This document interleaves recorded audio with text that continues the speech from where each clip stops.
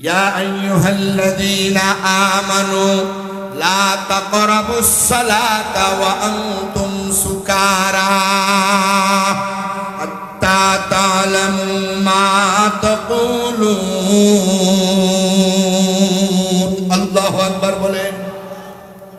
হে ইমানদারেরা, মদ পান কইরা নামাজে যাইও না, মানে নামাজের টাইমের সময় মদ পান করো না। যেই মদ পান করার কারণে তোমার নামাজে সূরা কেরাতে ভুল লাগে, যেই মদ পান করার কারণে নামাজে তোমার মাথা ঠিক থাকে না, এই মদ পান কইরা নামাজে যাইও না। মানে কি, নামাজের টাইম যদি নিকটবর্তী হয়, নামাজের টাইমের আগ মুহূর্তে তোমরা মদ পান করো না। মদ পান করলে মাতলামির অ্যাকশন থেকে যাবে, আর অ্যাকশনের কারণে নামাজে উল্টা পাল্টা হবে। সুবহানাল্লাহ। এখনো কিন্তু হারাম হয় নাই, এখনো কি হয় নাই? শুধু মদ পান করে নামাজে যাইও না, নামাজের টাইমে মদ পান করো না, মদ পান করে নামাজের কাছেও যাইও না, এই জাতীয় কথা বলছেন।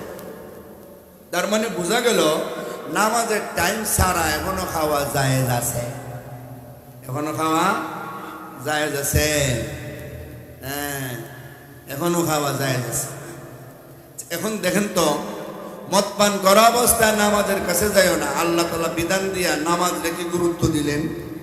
তো এখন বহু লোকেরা সিগারেট খাইয়া যারা মসজিদে যায়, হাদিসে আছে পেঁয়াজের দুর্গন্ধটা পর্যন্ত ফেরেশতারা সহ্য করতে পারে না। পেঁয়াজ, কাঁচা পেঁয়াজ খেয়ে গেলে ওইটাও সহ্য করতে পারে না।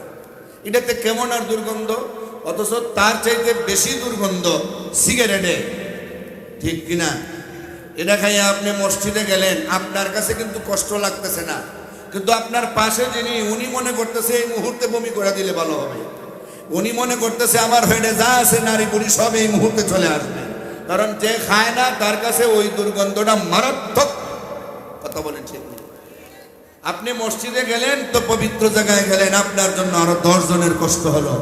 ইজায় মুসলিম তো হারাম, অন্য মুসলমানকে কষ্ট দেওয়া তো হারাম। আপনার কারণে একজনে কষ্ট পাইতেছে, আপনারে মুখ খুলে কিছু বলতে পারতেছে না।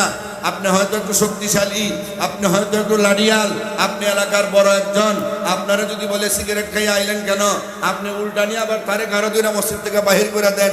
হে ডরাইয়া কোনো মতে নামাজ কেন সারে, কিন্তু আল্লাহর কাছে বদ্ধ দে, আল্লাহ নামাজও না আইলেও বিপদ, আইলেও বিপদ, আইলে বিপদ হইল ওই বেটার সিগারেটের গন্ধের যন্ত্রণা দাঁড়াইতে পারি না, আর না আইলে তো জাহান্নামে জ্বলন লাগবো। জামাত যদি ইচ্ছে করে বাদ দেই, আল্লাহ গো আমি কি করতাম, বেটা করছে মান কাটছি ভাই, আপনার মান কাছে না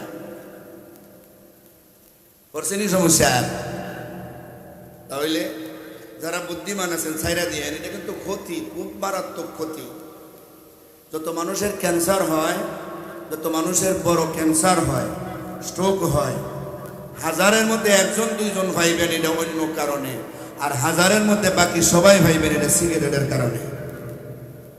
আস্তে আস্তে আস্তে আস্তে অবস্থা খারাপ হচ্ছে। এই জন্য সাবধান হওয়া উচিত। কি বলেন? না, এটার মধ্যে বেশি জি হইতো না।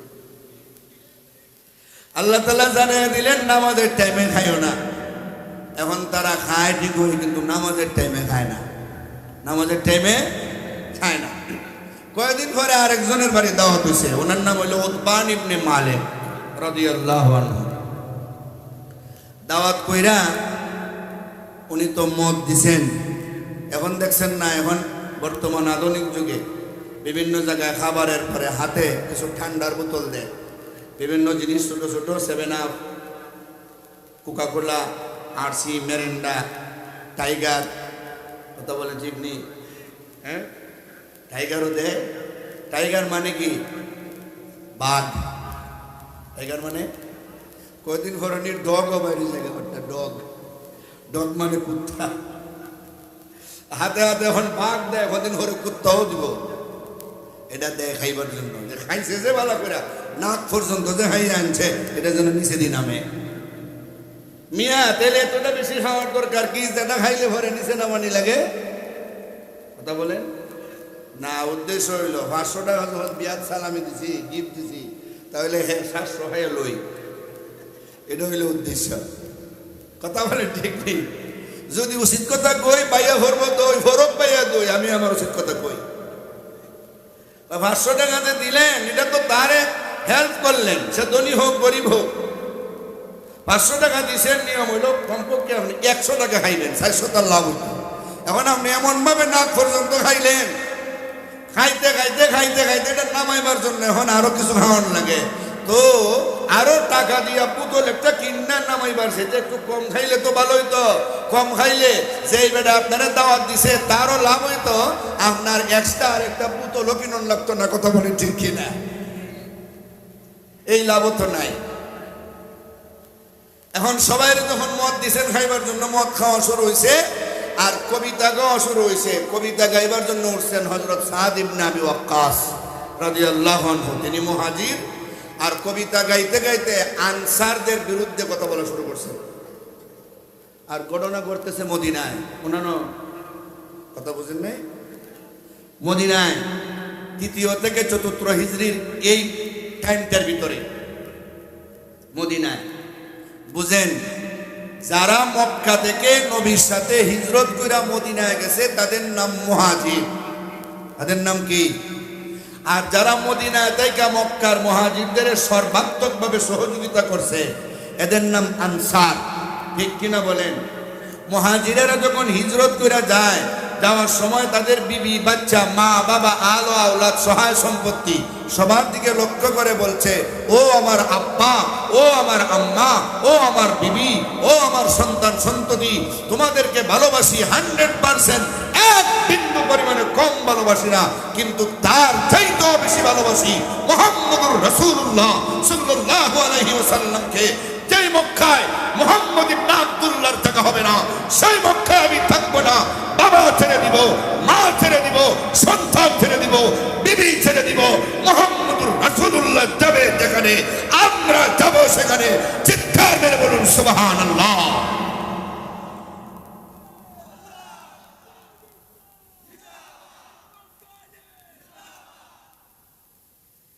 মুহাজিরেরা নবীরে এত ভালোবাসে, সব ছাড়তে রাজি, সব ছাড়তে রাজি, নবী ছাড়বো না, সব ফালায় চলে গেছে। আয়াত পাইলে বেঁচে থাকলে দেখা হবে, না হলে নাই। নবীর সাথে চলে গেলাম, মার দরকার নাই, বাবার দরকার নাই, সন্তানের দরকার নাই, কারণ সবরে একসাথে লইয়া যাওয়া সম্ভব না, কাফেররা আটকে ফেলবে। আমি আমার নিজের জান বাঁচাইয়া নবীরে রক্ষা করার জন্য চলে যাইতেছি। সুবহানাল্লাহ। মদিনায় যখন মুহাজিরেরা গেলেন, আনসারেরা নবীর কথায় তাদের সাহায্য করল।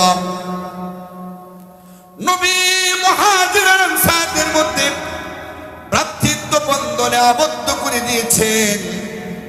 আনসারেরা মুহাজিরদের ডাইকে বলে, ওরে মুহাজির ভাই, মক্কায় আপনাদের বাড়ি ছিল, মক্কায় আপনাদের বাগান ছিল, বিবি ছিল, বাচ্চা ছিল, সবগুলি ছাইরা আপনারা মদিনার পানে চলে আসছেন। নবীর ভালোবাসায়, নবীর মহব্বতে আমরা আনসারের আপনার পাশে আছি রে, আপনাদের আমরা ছাড়ব না। আমাদের মদিনায় 2টা বাড়ি আছে, একটা বাড়ি আপনাকে দান করে দিলাম, এক বাড়িতে 2টা ঘর আছে রে আনসার। আনসার বলে, রে মুহাজির ভাই, একটা ঘর আপনারে দান করে দিলাম, আমার 2টা বিবি আছে, এই মুহূর্তে মদিনার কেউ তোমার কাছে বিয়া দিবে না, কারণ তোমার বাড়ি ঘর নাই, তোমার টাকা পয়সা কিছু নাই, আমার 2টা বিবি আছে, বলো রে ওই 2 বিবির কারে তোমার পছন্দ হয়, যারে তোমার পছন্দ হবে আমি শরীয়ত মতো তারে তালাক দিয়ে দিব, ইদ্দতের পরে তুমি তারে বিয়া করে ফেলবা, তোমারও লালন পালনের দায়িত্ব নিব, তোমার বিবিরও লালন পালনের দায়িত্ব নিব, কারণ তোমার মক্কায় বিবি ছিল, এখন তুমি বিবি ছাড়া কেমনে থাকবে, আমার বিবি তোমার কাছে বিয়া দিয়ে দিব। এরে মুহাজির ভাই, মক্কায় তোমার সন্তান ছিল, তুমি বাড়িতে গেলে তোমার সন্তানেরা আব্বা বলে তোমার জড়ায় ধরত, তোমার গালে চুমু দিত, তুমিও কত মায়া করতা। এই মুহূর্তে আমাদের সন্তানেরা যখন আমাদের কাছে আইসা আব্বা বলে ডাকবে, আমাদের জড়ায় ধরবে, আমরা তাদের কোলে নিয়ে যখন চুমু দিব, তোমাদের কলিজায় হিট লাগবে, আঘাত লাগবে। আরে মুহাজির ভাই বলো, আমার কোন সন্তানটা তোমার পছন্দ লাগে? আমি আল্লাহর নবীরে খুশি করার জন্য ওই সন্তানটা তোমাকে দান করে দিব। এর নাম ছিল আনসার। আনসার মানে সাহায্যকারী। কথা বলি ঠিক নেই? আনসার আর মুহাজির, বুঝেন তো? হ্যাঁ, নবীর ভালোবাসায় এই দুইটা দলই তারা আত্মত্যাগ করেছে, সম্পদ ত্যাগ করেছে, সব কিছু বিসর্জন দিয়েছে। সুবহানাল্লাহ। এখন মুহাজির সাদ ইবনে আবি ওয়াক্কাস যখন আনসারের বিরুদ্ধে কথা বলতেছেন, মূলত কের বিরুদ্ধে কেউ কথা বলে না, একজন আরেকজনের জন্য নিবেদিত প্রাণ। সাহাবায়ে কেরাম একজন আরেকজনের জন্য নিবেদিত প্রাণ।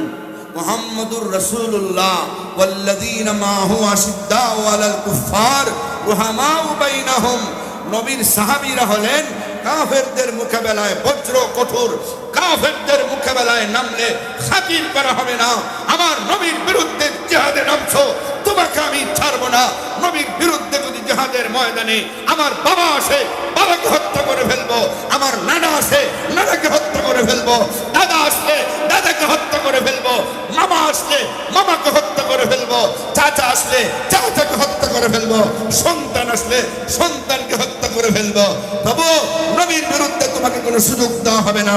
এই ছিল বেঈমান কাফেরদের মোকাবেলায়। তারা বজ্র কঠোর, কিন্তু পারস্পরিক ভাবে তারা ছিল রুহামাউ বাইনাহুম, দয়াদ্র। নিজে না খাইয়া আরেকজনকে খাওয়াইতেন, নিজে পিপাসায় মারা গেলেন, কিন্তু পাশের জন্যে পানি পান করাইবার চেষ্টা করতেন। জোরে বলেন সুবহানাল্লাহ। এই হলো সাহাবায়ে কেরামের আদর্শ। রুহামাউ বাইনাহুম, একজনকে আরেকজনে গালি দিবার তো প্রশ্নই ওঠে না। এই জায়গায় মুহাজির সাদ ইবনে আবি ওয়াক্কাস আনসারদের বিরুদ্ধে কবিতার মধ্যে গালাগালি শুরু করলেন। তাদের বংশের বিরুদ্ধে কবিতার মধ্যে কবিতা বানাইয়া বানাইয়া গালাগালি করতেছেন। এটার অ্যাকশন হইল মদে। কে মদ দেখাইছেন? এখন তো উল্টা পাল্টা শুরু হয়েছে। যখন উল্টা পাল্টা শুরু হয়েছে, আনসারের একজনের উটের একটা হাড্ডি লইয়া মারছে মাথা। কই মারছে? মাথা। মাথা ফাটটা ফিনকি দিয়ে রক্ত বাইর হওয়া শুরু হয়েছে। ঘটনা যখন নবীর কাছে গেছে, সর্বনাশ, এ পর্যন্ত মদে গড়াইছে, কি করা যায়? আল্লাহর রাসূলের কাছে যখন বিষয়টা গেছে, আল্লাহর রাসূল সাল্লাল্লাহু আলাইহি ওয়াসাল্লাম আবার চূড়ান্তভাবে দোয়া করলেন, আল্লাহুম্মা বাইয়িন লানা ফিল খামরি বায়ানান শাফিয়া। আল্লাহুম্মা বাইয়িন লানা ফিল খামরি বায়ানান শাফিয়া। ওগো আল্লাহ, মদের ব্যাপারে চূড়ান্ত বিধিবিধান নাজিল করে দাও। মদের ব্যাপারে চূড়ান্ত বিধিবিধান নাজিল করে দাও। আল্লাহ রাব্বুল আলামিন নবীর দুআয় সূরা মায়েদার 90 এবং 91 নম্বর আয়াত নাজিল কইরা কিয়ামত পর্যন্তের জন্য মদ আর জুয়ারে হারাম করে দিয়েছে। সুবহানাল্লাহ। এই হলো আমার নির্ধারিত আয়াতের শানে নজুল।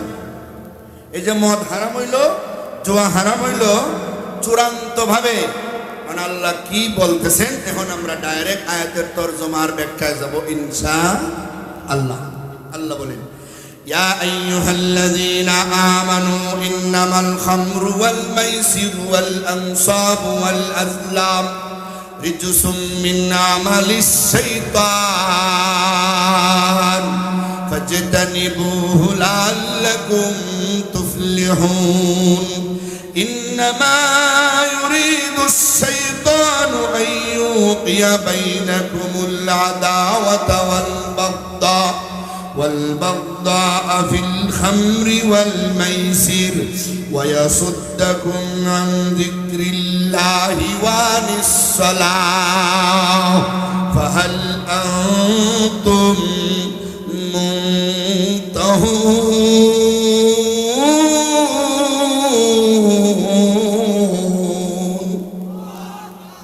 দুইটা আয়াত আল্লাহ নাজিল করলেন। চূড়ান্ত ভাবে মদ আর জুয়ারে আরো সাথে দুইটা জিনিস রে আল্লাহ হারাম করে দিলেন, কিয়ামত পর্যন্তের জন্য হারাম করে দিলেন। আল্লাহ বলেন, ও ইমানদারেরা, নিশ্চয় মদ, জুয়া, মূর্তি পূজার ভেদি আর ভাগ্য নির্ধারণকারী ঈশ্বর, এই চারটা জিনিস চূড়ান্তভাবে হারাম। এগুলি রিজুসুন, এগুলি নাপাক, এগুলি দুর্গন্ধময় জিনিস, এগুলি শয়তানের কাজ। তোমরা যদি সফলতা চাও, এইগুলি থেকে তোমরা নিজেকে বাঁচিয়ে রাখো, এইগুলির কাছেও যাওয়া যাবে না। ঠিক না ঠিক? জানিয়ে দিলেন এগুলি ভালো জিনিস না, এগুলি নাপাক জিনিস, চূড়ান্তভাবে হারাম করে দিলেন, চূড়ান্তভাবে এগুলি হারাম করে দিলেন। আল্লাহ তাআলা রিজসুন বলছেন, রিজসুন। এখন আমরা ওই আয়াতটা এখানে রাখিয়া হাদিসে গিয়া দেখি নবীজি এর ব্যাপারে কি বলছেন। নবী বলেন, মা আসকারা কাসিরুহু ফাকালিলুহু হারাম। যেই জিনিসে নিশা হয়, বেশি খাইলে, বেশি খাইলে যেই জিনিসে নিশা হয়, এটা অল্প খাওয়াও হারাম। কুল্লু মুস্কিরিন হারামুন, প্রত্যেকটা নেশা জাতীয় দ্রব্য এটা হারাম। হারাম কাজ করলে জাহান্নামে জ্বলতে হবে কোটি কোটি বছর। বলেন, কোটি কোটি বছর। শরীয়তের বিধান কিছু আছে পালনীয়, কিছু আছে বর্জনীয়। পালনীয়র মধ্যে ফরজ আছে, ওয়াজিব আছে, সুন্নতে মুআক্কাদা আছে, সুন্নতে জায়েদা আছে, নফল আছে। আসেনি? এগুলি স্তর বাই স্তর। ফরজ লঙ্ঘন করলে এক ধরনের গুনাহ, ওয়াজিব লঙ্ঘন করলে একটু নিম্নমানের গুনাহ, সুন্নতে মুআক্কাদা বাদ দিলে আর একটু নিম্নমানের গুনাহ। বেশ কম আছে না? আবার বর্জনীয় গুলি হলো হারাম, মাকরুহে তাহরিমি, মাকরুহে তানজিহি, এই স্তর আছে। হারাম করলে মারাত্মক গুনাহ, মাকরুহে তাহরিমি করলে একটু নিম্নমানের গুনাহ, মাকরুহে তানজিহি করলে আর একটু নিম্নমানের গুনাহ। তাহলে দুটোর মধ্যেই এরকম বেশ কম আসেনি না নাই? মদের ব্যাপারে আল্লাহ বলছেন, কুল্লু মুস্কিরিন হারামুন, প্রত্যেকটা নেশা জাতীয় জিনিস হারাম। তাহলে হারামটা কেউ যদি করে জাহান্নামে জ্বলতে হবে কোটি কোটি বছর। নাউজুবিল্লাহ বলেন। আল্লাহ যে হারাম করে দিলেন, এটারে যদি কেউ হালাল মনে করে খায়, খাওয়া এখন দুই ভাগে বিভক্ত। হয়তো এটারে হারাম জান্নই খাবে, অথবা হালাল মনে করে খাবে। যদি হারাম জান্না খায়, হারাম যে এটা বুঝে যে এটা কোরআনের দ্বারা আল্লাহ হারাম করে দিয়েছেন, আমি খাইতেছি, আমি এটা সহ্য করতে পারি না না খাইলে, আমি টিকতে পারি না না খাইলে, আরে হারাম, এটা যে গুনাহ, এটা আমি বুঝাই খাইতেছি। যদি বুঝা খায় তাহলে মারাত্মক ধরনের পাপিষ্ঠ হলেও বেঈমান হবে না। মারা গেলে একদিন ইমানের কারণে জাহান্নামে জ্বলতে জ্বলতে একদিন জান্নাতে যাবে। আর যদি মনে করে যে আমি এটারে হারাম মানি না, এটা হালাল, অন্যান্য খাবারের মতো এটাও হালাল, আমি হারামই মানি না, তাহলে সাথে সাথে বেঈমান হয়ে যাবে। নাউজুবিল্লাহ। আল্লাহর অকাট্য বিধান ফরজরে যদি কেউ না মানে, ফরজের ব্যাপারে যদি গারতেরামি কইরা অস্বীকার করে, অথবা কোনো হারামরে যদি হালাল মনে করে বসে, তাহলে আর ঈমান থাকে না, বেঈমান হয়ে যায়। সেদিকে খেয়াল করতে হবে। এখন আল্লাহ রাব্বুল আলামিন মদরে হারাম করলেন, নবীজি তার হাদিস দ্বারা প্রমাণ করে দিলেন মদ যে হারাম, মদ যে হারাম। নবী বলেন, মান শারিবাল খামরা লা তুকবালু সালাতু 40 ইয়াওমান। মান শারিবাল খামরা, যে ব্যক্তি মদ পান করবে, যে ব্যক্তি মদ পান করবে, লাম তুকবাল সালাতু 40 ইয়াওমান, তার 40 দিন পর্যন্ত নামাজই কবুল হবে না। এত কষ্ট করে আপনি ঠান্ডার মধ্যে ওযু করে নামাজ পড়বেন, আর মদের কারণে আপনার নামাজ কবুল হবে না, তাহলে কত বড় মারাত্মক জিনিস। আল খামারু উম্মুল খাবাইস, মদ হইল সমস্ত গুনার মা। মদের কারণে অনেক বড় বড় গুনাহ সংগঠিত হয়। নাউজুবিল্লাহ জোরে বলেন। মদের কারণে খুন খারাপি বাড়ে, মদের কারণে চুরি ডাকাতি বাড়ে, মদের কারণে জিনা ব্যভিচারী বাড়ে, আরো অনেক পাপ বাড়ে মদের কারণে। তাহলে হাদিসের দ্বারাও আমরা পাইলাম মদ এটা এখন জঘন্য হয়ে গেছে। আরো জঘন্য হলো মদের ব্যাপারে 10 প্রকার লোকের উপরে আল্লাহর রাসূল লানত করেছেন। মদের সাথে সম্পৃক্ত, সুদের সাথে সম্পৃক্ত 4 প্রকারের উপরে লানত, আর মদের সাথে সম্পৃক্ত 10 প্রকার লোকের উপর লানত। সুদ আছে না, সুদ মানুষ খায় না? সুদ যারা দেয়, সুদ যারা নেয়, যারা সাক্ষী থাকে, যারা লেখে, এই 4 প্রকার মানুষ লানতের ব্যাপারে সমান সমান সমান সমান গুনাহ। নাউজুবিল্লাহ বলেন। আপনি সুদ খাইলেনও না, দিলেনও না, কিন্তু সাক্ষী থাকলেন এক বেটার, আপনি না খাইয়া না দিয়া সমান গুনাহ। আপনারা এ কইছে চাচা আপনি তো লেখাপড়া জানেন, আমি যে তার 1 লক্ষ টাকা সুদের উপরে দিছি, 1 বছর পরে আমার 1.5 লাখ দিব, আপনি একটা কাগজ লেখা দেন। আপনি যে একটু খালি লেখা দিলেন, এই পুরা সুদের গুনাহে আপনি শামিল হয়ে গেলেন। নাউজুবিল্লাহ বলেন। তাহলে দূরে তখন লাগবো না, এখানে 4 প্রকার লোক হারামের মধ্যে লিপ্ত। বা মদের ব্যাপারে নবী বলেন, লানা রাসূলুল্লাহ সাল্লাল্লাহু আলাইহি ওয়াসাল্লাম ফিল খামরে 10। মদের ব্যাপারে নবীজি 10 প্রকার লোকের লানত করেছেন। আসিরাহা ওয়া মুতাসিরাহা ওয়া শারিবাহা ওয়া হামিলাহা ওয়াল মাহমুলাতা ইলাইহি ওয়া সাকিয়াহা ওয়া বাইয়াহা ওয়া আকিলা সামানিহা ওয়াল মুস্তারিয়া লাহা ওয়াল মুস্তারাত আল্লাহ। জোরে কোন সুবহানাল্লাহ। 10 প্রকার মানুষ এই লানতের মধ্যে শরীক। কে কে? নবী বলেন, আসিরাহা, যে মদ বানায়, মদ তৈরি করে, মদ তৈরি যারা করে, একটা কোম্পানি আছে, লোক আছে, আছে না? কথা বলে ঠিক নেই? মদ যারা তৈরি করে, মদ যারা নিংড়ায়, মদ যারা আবিষ্কার করে, তাদের উপরে আল্লাহর নবী লানত করেছেন। নাউজুবিল্লাহ বলেন। 2 নম্বর, ওয়াল মুতাসিরাহা ওয়া মুতাসিরাহা, মদ যার হুকুমে বানায়, কোম্পানির মালিকের হুকুমে কর্মচারীরা বানায়, তো কর্মচারীরা অপরাধী, আবার মালিকও অপরাধী, মালিকের উপরও আল্লাহর লানত। ওয়া শারিবাহা, মদ যে পান করে তার উপরও লানত। ওয়া হামিলাহা, মদের বোতল গাড়ি দিয়া নিয়ে যায়, কাঁধে করে নিয়ে যায়, এমন লোক আছে নি না নাই? এটা ঢাকা থেকে সিলেট মদ হাইটা হাইটা আসে না, নিশ্চয়ই কেউ বহন করে নিয়ে আসে, আসেনি? যারা বহন করে তাদের উপর লানত। ওয়াল মাহমুলাতা ইলাইহি, যার জন্য বহন করে নিয়ে যায় এর উপরও লানত। 5টা হইছে, কয়টা? ওয়া সাকিয়াহা, যে ডাল্লা ডাল্লা পরিবেশন কইরা খাওয়ায়, বোতল থেকে গ্লাসে ডাল্লা বাইতে বাইতে দেয়, আসেনি? পরিবেশনকারী, তার উপর লানত। ওয়া বাইয়াহা, যে মদ বিক্রি করে তার উপর লানত। ওয়া আকিলা সামানিহা, যে মদ বেচার টাকা নিজের পেটে ঢুকায় খায়, তার উপর লানত। ওয়াল মুস্তারিয়া লাহা, আর যে মদ কিনা নিয়ে যায়, মুস্তারি যিনি, তার উপর লানত। ওয়াল মুস্তারাত আল্লাহ, আর যার জন্য কিনা নিয়ে যায় তার উপর লানত। 10 প্রকার হইছেনি। এই 10 প্রকার লোকের উপরে লানত। আরে ভাই, নবীর লানত এটা যেমন তেমন না। নবীর লানত যারা পায় তাদের জন্য জাহান্নাম নিশ্চিত, এর মধ্যে কোনো সন্দেহ নাই। তাহলে মদ খাওয়ান না সারণ? জোরে বলেন, মদ খাওয়ান না সারণ? 2 নম্বর হইল জুয়া। জুয়া আছে নি না নাই? জুয়ার এখন কত নাম, কেসিনো আসেনি? জুয়ার এখন কত নাম, মেলা বান্নিতে গিয়া জুয়া খেলে।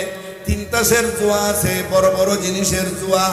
আমি যেহেতু এগুলি জীবনে খেলছি না, এটা নামও তো চিনব না, শুধু জুয়া ওই বুঝবো। যারা খেলছে তারা বুঝে এটা কত প্রকার ও কি কি আসেনি? ওই জুয়া একজন আরেকজনের ঠকাইয়া সর্বস্বার্থ করে নিয়ে যায়। এই জুয়াটা হারাম। এই জুয়াটা কি হারাম? মারাত্মক ধরনের হারাম। এই জুয়াটা বাজির অন্তর্ভুক্ত। বাজি আছে না কিছু কিছু, ইদানিং কিছু খেলাধুলা বাইরেছে, খেলার মধ্যে বাজি ধরে জুয়া খেলে। ক্যারাম বোর্ড খেলতেছে, কয় যদি গেম দিতে পারস 500 টাকা বাজি, এটা তো জুয়ার অন্তর্ভুক্ত, হারাম। নাউজুবিল্লাহ কইতা না। ফুটবল খেলাত বাজি ধরছে, ক্রিকেট খেলাত বাজি ধরছে। ব্রাজিল আর আর্জেন্টিনা খেলতেছে টেলিভিশনে, দুই দল দুই পক্ষ, কে জিতবো খ? আমি তো ব্রাজিলের পক্ষে, তুই আর্জেন্টিনার পক্ষে। আমার ব্রাজিল যদি জিততে যায় তাহলে ক আমার কি দিবে? তো 5,000 টাকা বাজি। তোর ব্রাজিল জিতলে আমি 5,000 দিব, আমার আর্জেন্টিনা জিতলে তুই আমার 5,000 দিবে। এটা জুয়া, জুয়ার অন্তর্ভুক্ত। কথা বলে ঠিক না? ঠিক না? এটা মারাত্মক ধরনের হারাম। হাসতে হাসতে গুনাহ করা যায়, কাঁদতে কাঁদতে মাপ পাওয়া যায় না। হাসতে হাসতে গুনাহ করা যায়, কাঁদতে কাঁদতে মাপ পাওয়া যায় না। এই জন্যে এই মাইসিক, এই জুয়া থেকে সবাই রক্ষা থাকতে হবে। আপনি যদি মনে করেন যে মদ আর জুয়া আমিও খাই না, খেলিও না, আমার বাপ দাদাও করছে না এগুলি, আমার বাচ্চারাও করে না, এটা ফাঁসের বাড়ির অমুকের ফুতে মদ খায়, এটা আমার কি? ফাঁসের বাড়ির অমুকের ফুতে জুয়া খেলে আমার কি? এটা মনে করে আপনি পয়সা থাকবেন, সামাজিকভাবে তারে বয়কট করবেন না, মসজিদে আলোচনা করে তার বিচার করবেন না, তার এলাকা থেকে বাহির করার ব্যবস্থা করবেন না। তাহলে মাত্র কয়েকদিন অপেক্ষা করেন, অমুকের ফুতে যেমন মদ খায়, আপনার ফুতে মদ খাইতে আর বেশি দিন লাগবে না। অমুকের ফুতে যেমন জুয়া খেলে, আপনার ফুতে শিখাইতে আর বেশি দিন লাগবে না। তাহলে মদ আর জুয়া এটা মারাত্মক ধরনের মহামারী। এটা যে করে, যে খায়, যে খেলে, একাই শুধু সে ভুক্তভোগী হয় না, আশপাশের অনেক মানুষরে এটা মহামারীর মতো ছড়ায় দেয়, আর মানুষ সবাই এর মধ্যে ধ্বংস হয়ে যায়।